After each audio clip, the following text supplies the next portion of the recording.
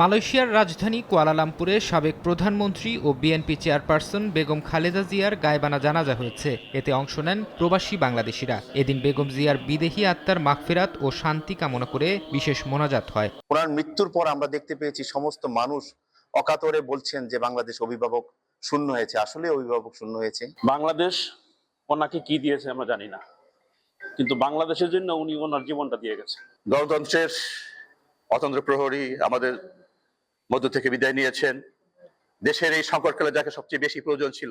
আমাদের অনেক আশা ভরসা ছিল যে এই সাধারণ নির্বাচনে অন্ততপক্ষে কিছুদিনের জন্য প্রধানমন্ত্রী হবে, সে আশাটাও আমাদের পূর্ণ হলো না। বেগম খালেদা জিয়ার মৃত্যুতে মালদ্বীপে বাংলাদেশ হাই কমিশনে জাতীয় পতাকা অর্ধনমিত রাখা হয়েছে। তার প্রতি গভীর শ্রদ্ধা জানাতে ৩০ ডিসেম্বর থেকে দেশটির বাংলাদেশ চ্যান্সারি ভবনে খোলা হয়েছে শোক বই।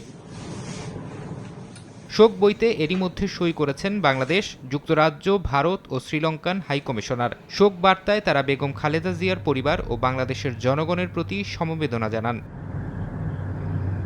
এর আগে বেগম খালেদা জিয়ার মৃত্যুতে শোক জানান মালদ্বীপের প্রেসিডেন্ট সহ দেশের শীর্ষ সরকারি কর্মকর্তারা। বেগম জিয়ার পরিবার ও বাংলাদেশের জনগণের প্রতি গভীর সমবেদনা জানান তারা। ফারহাদ চৌধুরী, সময় সংবাদ।